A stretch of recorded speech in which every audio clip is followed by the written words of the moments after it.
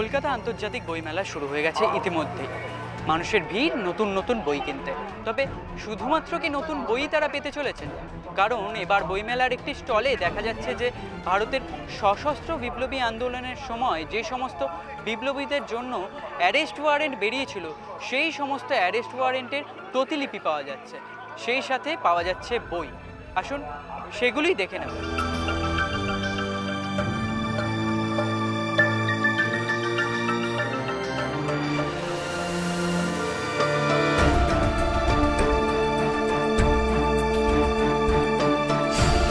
নামকরণটা করেছিলেন এই কালিমায়ের বোমা যারা ব্যবহার করতেন তারাই। কারা ব্যবহার করতেন?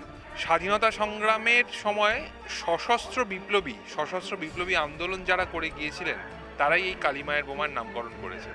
এবং কেন কালিমায়ের বোমার নামকরণ, কালিমায়ের নামে বোমার নামকরণ করেছেন, কেন তারা শক্তি পুজো করতেন, শক্তি আরাধনা করতেন, এবং দেবী কালিকার বিভিন্ন রূপকে তারা কিভাবে ব্যবহার করেছিলেন ব্রিটিশ শক্তি বা ব্রিটিশ সাম্রাজ্যের এগেনস্টে, এই সব কিছু নিয়ে এই বইটার হচ্ছে মূল উপজীব্য হচ্ছে এই।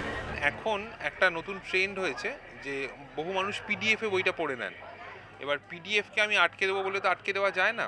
তো তাহলে আমি বই পড়ার এক্সপিরিয়েন্সটাকে এমন করব যে কারোর পিডিএফটা পড়তে ইচ্ছে করবে না, জোলো লাগবে পিডিএফ পড়তে। কারণ বই পড়তে পড়তে, ধরুন আমি একটা ইতিহাস ভিত্তিক বই পড়ছি, পড়তে পড়তে এমন কিছু দুষ্প্রাপ্য ডকুমেন্ট আমার হাতে আসছে যে ডকুমেন্টগুলো আমি সাধারণভাবে ইন্টারনেট সার্চ করলেই পাবো না, বা সোশ্যাল মিডিয়ায় একটা পোস্টে চলে আসবে না।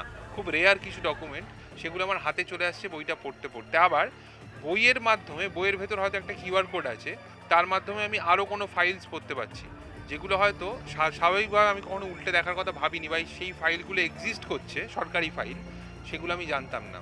এই সমস্ত কিছু নিয়ে একটা কমপ্লিট প্যাকেজ, একটা কমপ্লিট জার্নি তৈরি করার চেষ্টা হচ্ছে এই বইগুলো। ফলে এই বইগুলোর সঙ্গে আমরা এই ডকুমেন্টগুলো আলাদা করে দিই।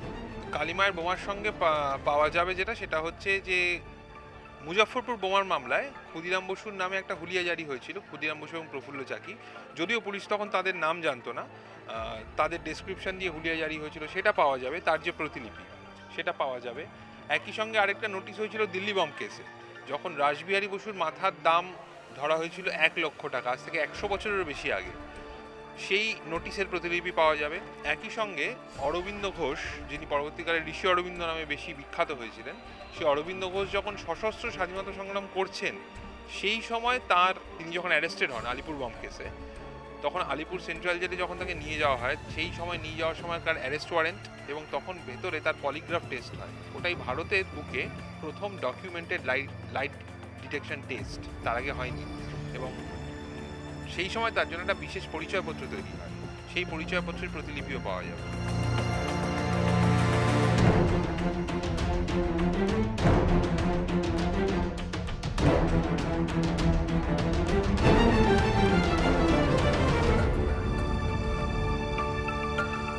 কালিমায়ের বোমা নামটা শুনলে হয়তো আপনাদের কাছে অপরিচিত লাগছে, কিন্তু নামটা খুব একটা অপরিচিত নয়। ব্রহ্মবান্ধব উপাধ্যায় প্রথম যখন সশস্ত্র আন্দোলন চলছে, আমাদের ভারতবর্ষের জাতীয়তাবাদী আন্দোলনের যে সশস্ত্র আন্দোলনের যে অধ্যায়, সেই অধ্যায়ে ব্রহ্মবান্ধব উপাধ্যায় প্রথম কালিমায়ের বোমা এই কথাটি প্রথম উল্লেখ করেছিলেন।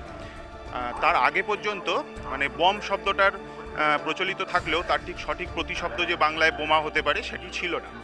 কিন্তু সেই সময় একটা ধর্মাশ্রয়ী একটা রাজনৈতিক একটা আন্দোলন যে চলছিল, সেই রাজনৈতিক আন্দোলনে সকলকে যুক্ত করবার জন্য তিনি সম্ভবত এই কালিমায়ের বোমা কথাটি উল্লেখ করেছিলেন।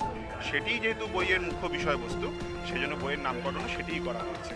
আমাদের ভারতবর্ষের যে স্বাধীনতা সংগ্রাম, সেই স্বাধীনতা সংগ্রামে আমাদের যে বঙ্গদেশ, অর্থাৎ সেই সময়কার যে অবিভক্ত বঙ্গদেশ, সেই বঙ্গদেশের একটা গুরুত্বপূর্ণ ভূমিকা ছিল, আমরা সকলেই জানি। আমরা যখন বইটির পরিকল্পনা করি, আসলে এই বইটির পরিকল্পনা হয়েছিল তার ঠিক 2 বছর আগে।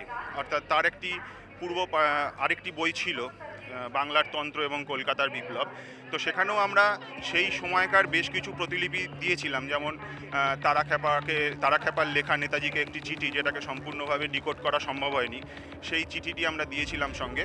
এবং সেই সঙ্গে আমরা বিভিন্ন মিউজিয়াম, বিভিন্ন আর্কাইভ থেকে যে সমস্ত তথ্যগুলো পেয়েছিলাম, সেগুলো চেয়েছিলাম যে উৎসাহী পাঠক, এখন তো ইতিহাসের পাঠক সে অর্থে অনেক কমে যাচ্ছে, বা ইতিহাসকে নিয়ে চলা পাঠকের সংখ্যা অনেক কমে যাচ্ছে, যারা সত্যি ইতিহাসকে ভালোবাসে, সংগ্রহ করতে চায় যে ডকুমেন্টসগুলো। তো সেই তাদের কথা লক্ষ্য রেখে আমরা ভেবেছিলাম যে এই ডকুমেন্টসগুলোকে আমরা আলাদাভাবে দেবো, বইয়ের মধ্যে প্রিন্টেড করে না দিয়ে আলাদাভাবে দেবো, যাতে সেটা একটা কালেক্টেবল আইটেম হয়ে ওঠে। তো সেটাই আমরা এখানে করেছি আর কি।